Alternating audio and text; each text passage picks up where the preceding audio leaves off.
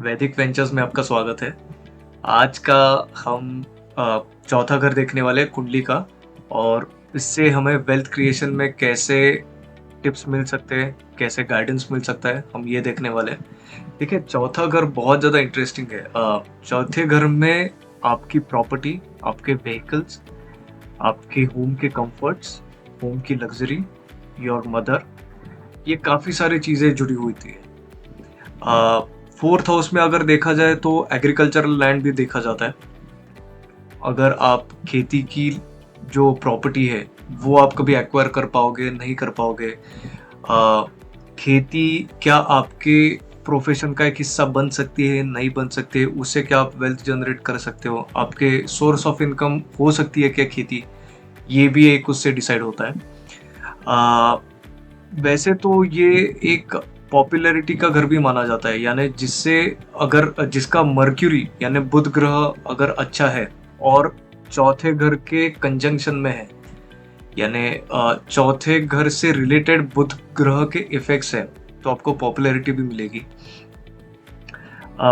Fourth घर ऐसा घर है कि जहां से आपको मल्टीपल चीजें देख सकते हो आप। फॉर एग्जाम्पल, आप क्या डेयरी खोल सकते हो क्या, जिसमें आपके पास गाय भैंस, मिल्क, मिल्क के प्रोडक्ट्स, क्या ये सोर्स ऑफ इनकम हो सकता है आपका, आप ये भी देख सकते हो।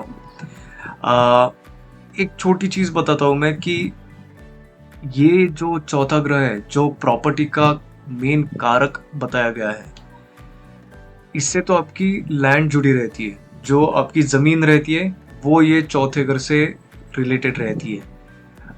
एक बहुत पहचान वाले मेरे दोस्त थे, उन्होंने मुझे ये चीज़ कही थी। वो राजस्थान के एक गांव से आते हैं, उनके पास काफ़ी एकड़ की खेती है। उन्होंने हम उनसे ऐसे ही हंसी मजाक करते हैं, तो उन्होंने हमें बोला था कि हम कभी ज़मीन नहीं बेचते।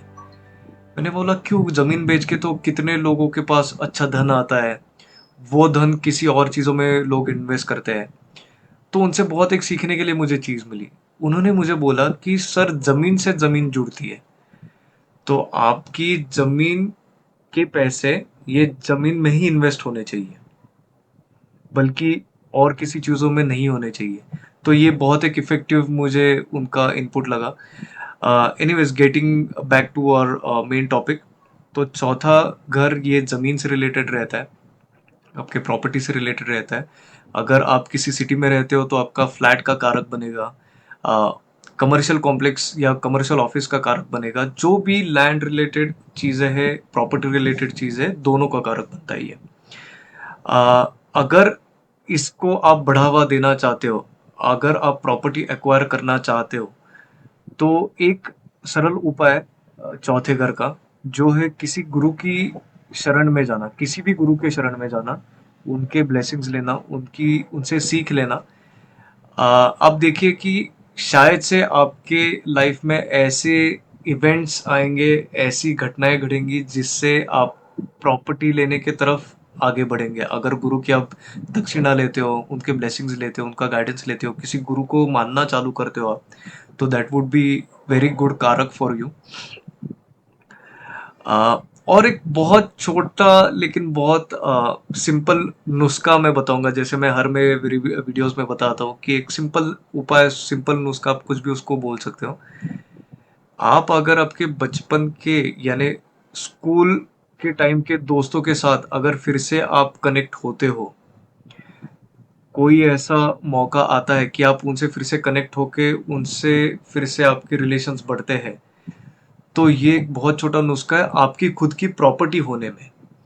मैं ये नहीं बोल रहा हूँ कि आप कनेक्ट किए, अपने आपके दोस्तों के साथ कनेक्शन बना लिया, ढूंढ के निकाला, कनेक्शन बना लिया तो आपका आपकी प्रॉपर्टी बनेगी।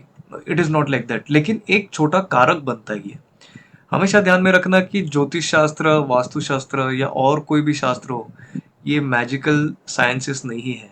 ये गाइडेंस वाले शास्त्र है, जिससे आप गाइडेंस लेके, कुछ उससे सीख लेके अपने लाइफ के तौर तरीकों में बदलाव लाके कुछ पॉजिटिव आप जो भी ले सकते हो, ये सारे हम चीज़ें सीखने वाले हैं। तो आप गौ माता की सेवा करें, ये भी बहुत अच्छा कारक बनता है आपके प्रॉपर्टी होने का। बहुत एक बड़े विद्वान है जिनसे मैं मिला था, उनसे मुझे सीखने को मिला। मैं भी कुछ एक छोटे से प्रॉब्लम में था, मैंने भी ये आज़माया हुआ तरीका, नुस्ख़ा, उपाय आप कुछ भी उसको बोल सकते हो।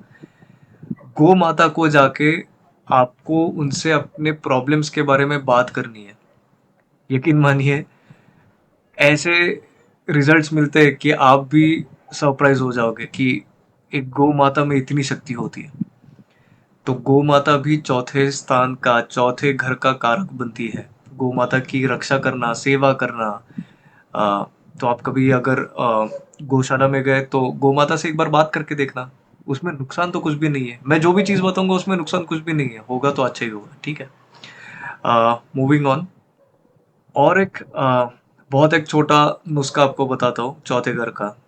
मंदिर जब भी आप विजिट करते हो, अगर आपको मंदिर में आजू बाजू में या मंदिर के स्थान पे आपको झाड़ू दिखता है, आप मंदिर में झाड़ू लगाना, मंदिर साफ करना। आप जितनी साफ सफाई आपसे होती है मंदिर की, बहुत ज़्यादा इफेक्टिव होता है।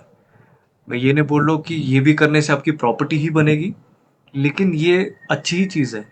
अच्छा ही कुछ हम कारक बना रहे हैं चौथे घर का। तो कभी आप मंदिर विजिट करते हो, जरूर से झाड़ू लगाना, आदत डालना इसकी। प्रॉपर्टी तो नहीं, पुण्य ही मिले, इस एंगल से देखना। हम सारे, जो मैं हमेशा बोलता हूँ, लाइफस्टाइल चेंजेस, यही है लाइफस्टाइल चेंजेस। छोटी छोटी चीज़ों से जिससे हमें भी खुशी मिले, भगवान का घर ही हम साफ रख रहे हैं। और अगर उससे बड़ी कोई और चीज़ें अपने लाइफ में हो तो क्यों नहीं।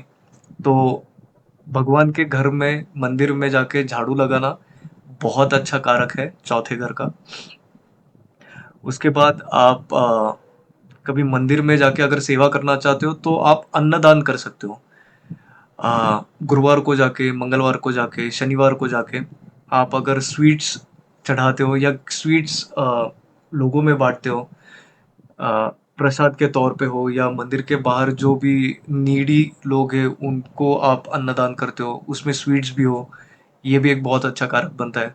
आप ये भी करके देखना।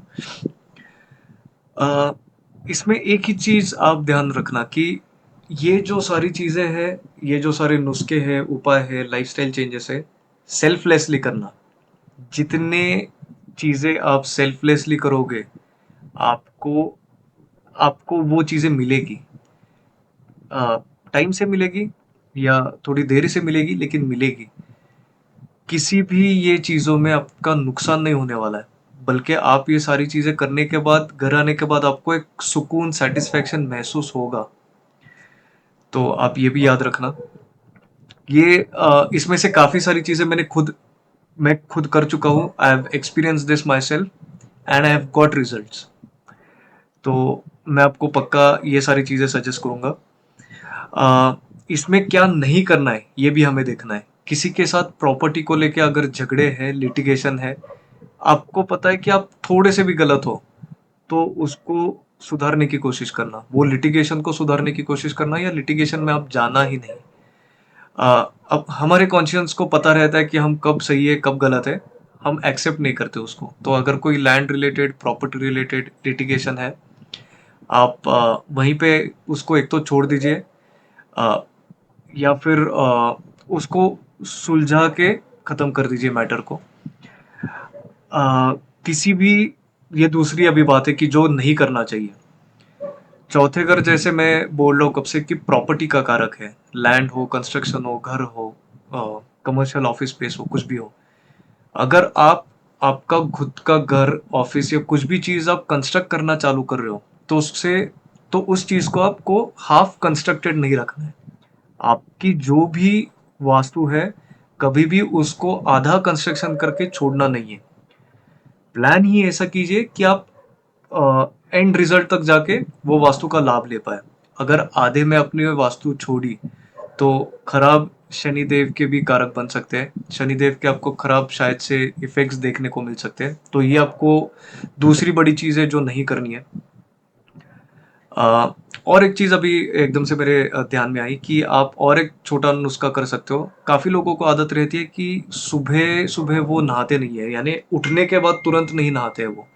इन द इवनिंग और लेट इन द नाइट आप शावर लेते हो या नहाते हो, तो ये बहुत एक खराब आदत है। अगर आप प्रॉपर्टी की इच्छा रखते हो, प्रॉपर्टी बनाने की इच्छा रखते हो, उठने के बाद जल्दी से जल्दी आपको स्नान करना है, नहाना है। अच्छे चंद्र का कारक है। अच्छा चंद्र का कारक कैसे इसमें मदद करता है ये हम बाद के लेक्चर्स में देखेंगे। लेकिन ये आप एक नुस्खा याद रखना और इससे आपका लाभ ही होगा। तो आई होप कि मैंने काफ़ी सारी चीज़ें ये वीडियो में कवर की है चौथे घर से रिलेटेड, जो कि मेन प्रॉपर्टी का कारक है, आपके लैंड या बाकी सारी चीज़ों का कारक है। छोटे छोटे जो लाइफस्टाइल चेंजेस या उपाय मैंने बताए, आप प्लीज़ उनको ट्राई करना। हमेशा मैं बोलता हूँ, मैं खुद ये सारी चीज़ें पहले ट्राई करता हूँ, उसके रिजल्ट्स मैं देख पाता हूँ और तभी आपको मैं सजेस्ट करता हूँ। तो आप ये प्लीज़ ट्राई करना। आप मान के चलिए कि अच्छा सुधार आएगा। आपके अगर वैसे प्रॉपर्टी लेने से रिलेटेड अगर एम्बिशंस है, तो आपको बहुत उससे मदद होगी, बढ़ावा मिलेगा और आपका डिसीजन गलत नहीं जाएगा। तो ये सारी चीज़ें याद रखना। आपके रिजल्ट्स या आपके कमेंट्स आप मुझे बताना, क्या आप सोचते हो या आपको कैसे फल मिले, नहीं मिले, सारी चीज़ें मुझे बताना। I will be happy to read them. तब तक जय श्री राम।